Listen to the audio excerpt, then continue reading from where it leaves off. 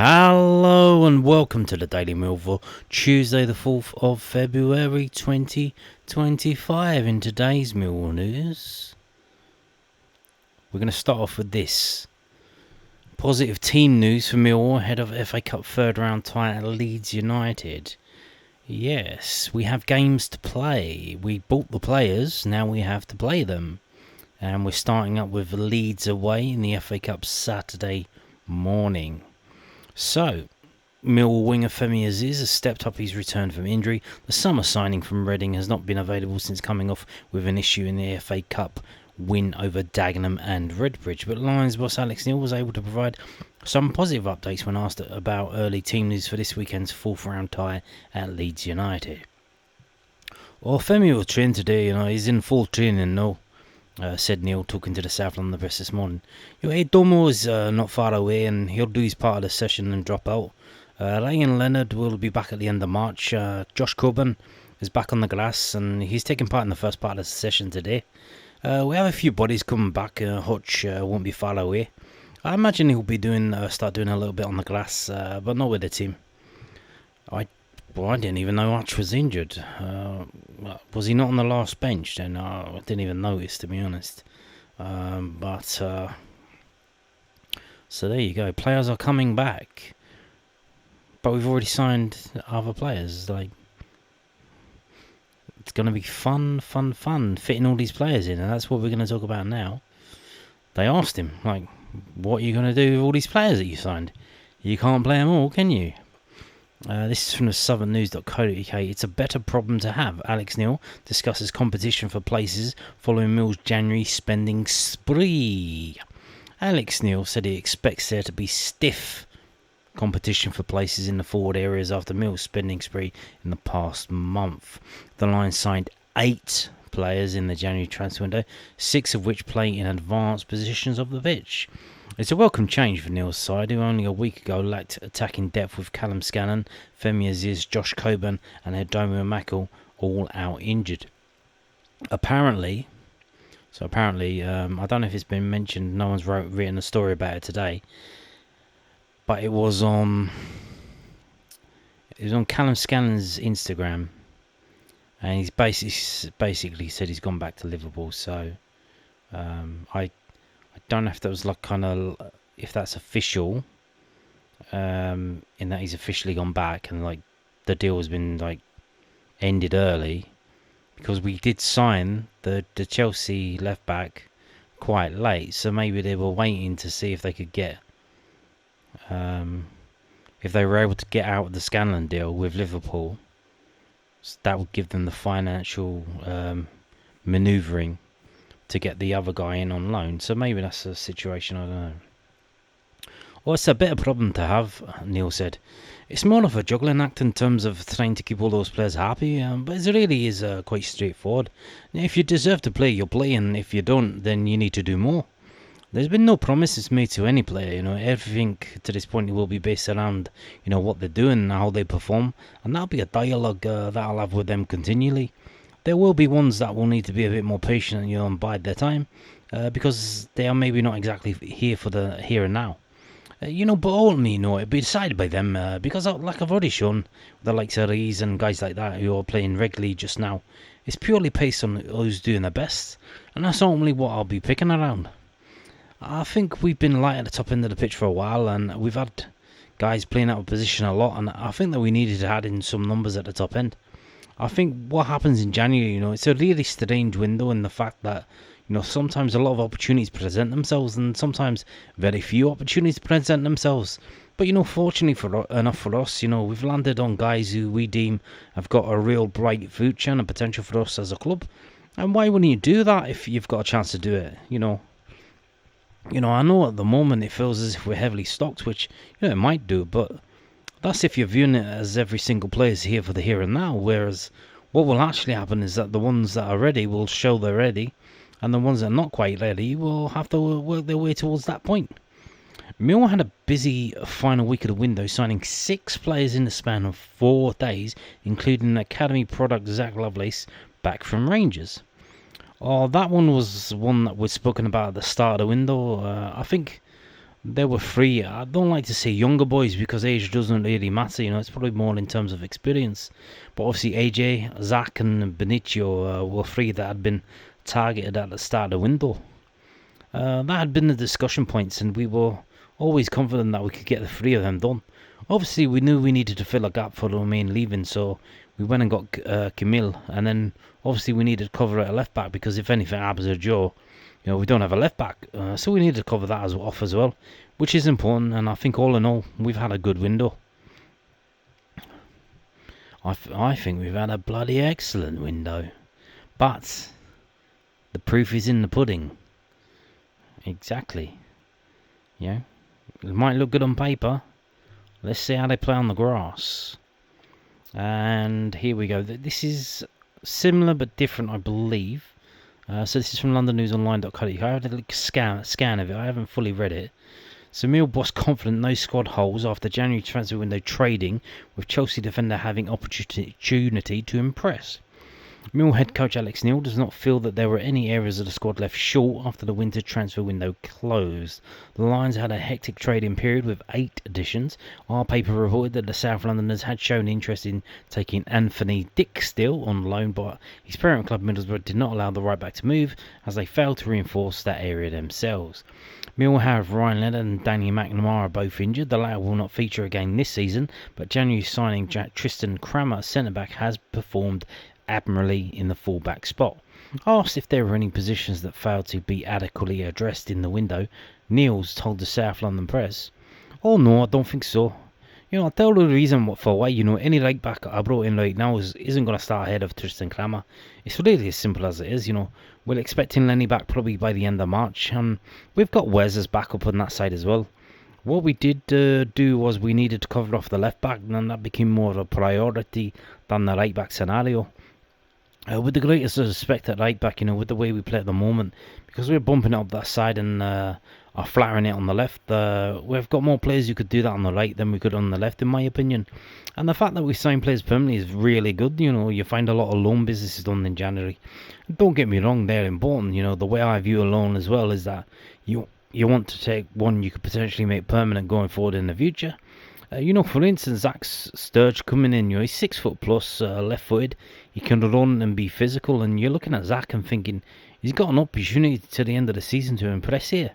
Whether it be us or someone else who tries to make it permanent will be down to him.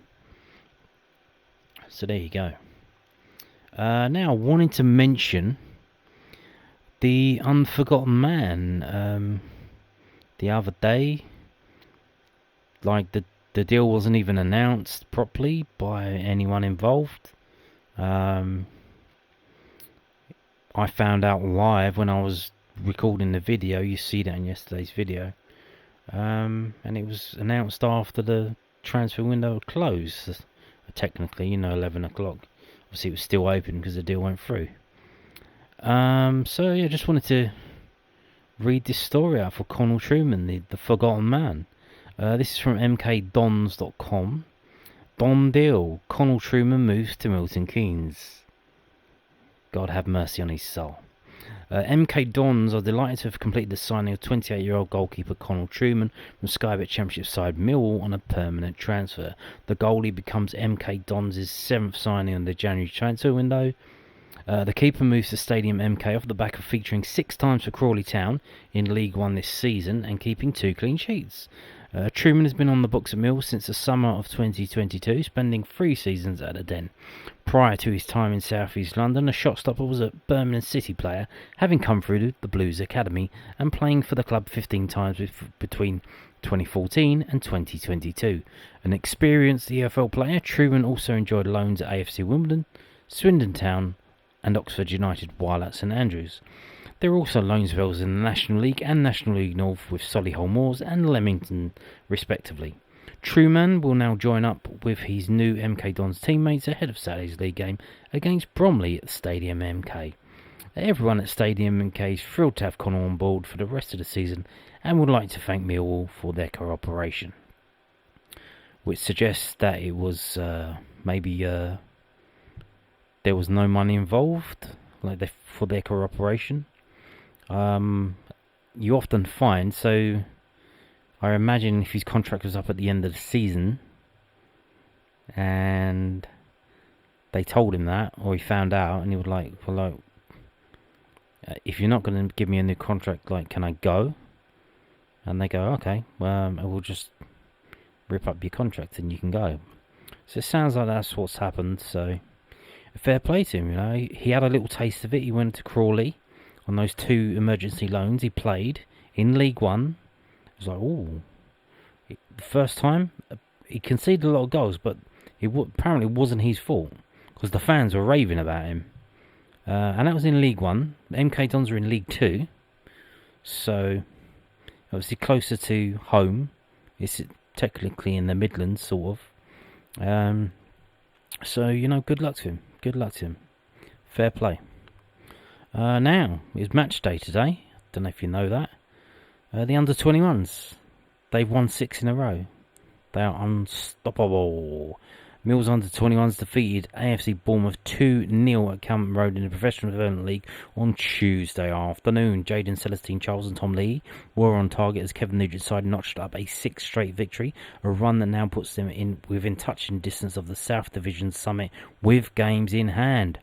And who are we chasing? Charlton Athletic. Lovely jubbly. Nugent was able to name a strong team against the Cherries with Ryan Wintle, Wes Harding, Alfie Massey, Billy Mitchell and Dan Kelly all in the starting 11. On 20 minutes, substitute Celestine Charles was able to begin and end the move that would open the scoring, firing past Callum McKenna from the edge of the penalty area. Yes, you read that right, ladies and gentlemen. Substitute. On the 20 minutes, substitute. Uh-oh. Why was there a substitution before the 20th minute? Would you believe it? Would you believe it? Guess who got injured? It's the new guy, AJ Matthews. He went off in the 13th minute with a hamstring strain, pull, tear. We don't know. Obviously, there were people there. You can see in the background. See, this wasn't shown live. You know, it was. It's basically a private event. Like, you need to get permission from the inside of the club to go there. So, you know, you need to get your name down on a list if you want to get in. With 20 minutes left to play, the lead was doubled and the game was put to bed. Despite the handball process of the Bournemouth goalkeeper, Leahy was able to round McKenna and slot the ball into the bottom corner of an empty net. The under-21s are back in action quickly as they take on Cardiff City on Friday afternoon, and that again is at Calmont Road. And the team was as follows: George Evans in goal, Ollie Evans, Drake, Wintle, Dyer, Harding, Massey, Mitchell, Billy Mitchell, Leahy, Matthews, and Kelly. Matthews was substituted in the 13th minute for Celestine Charles. So, you know, he came on 7 minutes later, he scored. Nice. Howland came on for Wintle in the 62nd minute. Lamptey came on for Harding in the 62nd minute. And Hayward came on for Mitchell in the 68th minute. The unused substitute was the goalkeeper, Przewozny. So, yeah, there you go. So, if we have a look, obviously, here's some pictures. I'm not sure, ref, but I think he's pulling his shirt there. Mills under-21s beat AFC Bournemouth, as we know. And here we go. So, that's Massey there. Daniel Kelly. Drake. Massey again. Kelly. Ollie Evans. Celestine Charles. Drake. Shirt. He's pulling his shirt, ref. That's Massey. That is Dyer. Jet Dyer. That's Howland. That is again Dyer. That's Cavalli Hayward. It's Tom Leahy. That is Wes Harding. And there's Tom Leahy. Is that the goal? Yeah, probably, because that's Rafiq Lamptey celebrating with him. And there he is. And there's Celestine Charles. Is that his goal? Probably. And we're back round. So there you go. Pictures from the game today. What that does, I'll show you what that does to the table if this loads up. Yeah, it does. So we're third in the Southern table. You can see if you look, it's quite clear that there are 3 really good teams in this league. and that's, you look at the goal difference, plus 14, plus 17, plus 27. Now, sadly, only 2 of these teams can go through to the semi-final end of season tournament. That's the top 2. We've got 2 games in hand on Charlton, but we're only 4 games behind. Now, would you believe it? Obviously, the next game is against Cardiff, Friday at Calmet Road, 1:30 kickoff. Who are we playing in 2 weeks' time? Oh, it's Charlton. And that game will be at Prince's Park of Dartford. At the moment, it's scheduled to be there. So, I mean, wow, what a game. What a big, big game. But 6 wins in a row. Not bad, eh? Not bad. If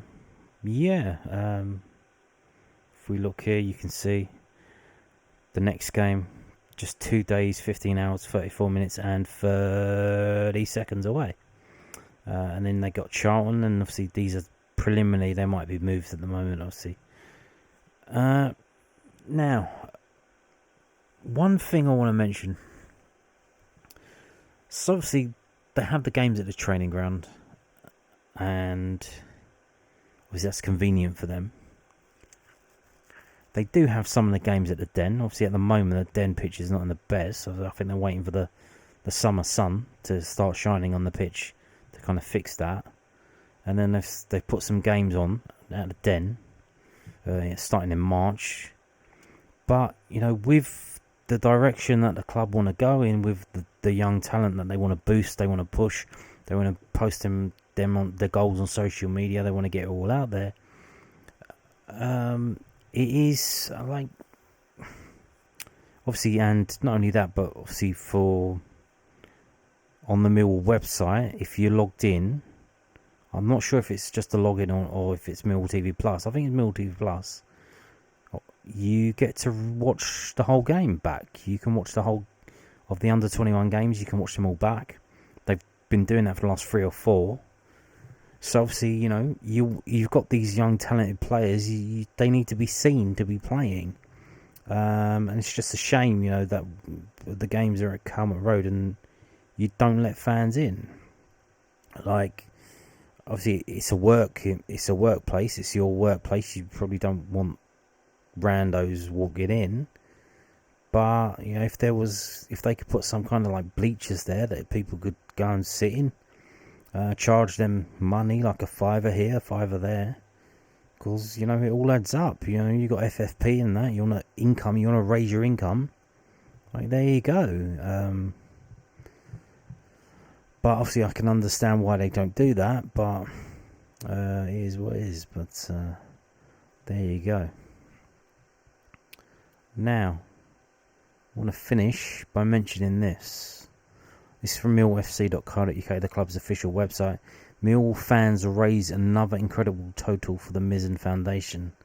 So the buckets at the ground on QPR, they've counted all the change in there and the notes, and this is what they come up with. So Millwall supporters have raised yet another incredible total of £3,648.34 for the Mizzen Foundation. The total was donated through bucket collections ahead of the Lions Sky Bet Championship win over Queen's Park Rangers on Saturday for another successful Jimmy's Day. Please take a look at the gallery of images, and there's a short video as well from the Matchday. Obviously, there's a video there. I'm not going to play that. I probably could and get away with it, but it's just the copyright things and stuff. There might be music in it that'll get me. So we're just going to go through the pictures. Obviously, if you're at the QPR game, you've seen this and you've heard all this stuff. This is before the game, and then at half-time, they gave the trophy and medals. James Berylson did that to the team that won the Jimmy Mizzen Cup. So here's the shirts that they wore. So obviously, I don't know if I kind of half expected that they might like auction these off or something, but haven't seen anything about that. But so there you go. And on that note, thank you for watching, and goodbye.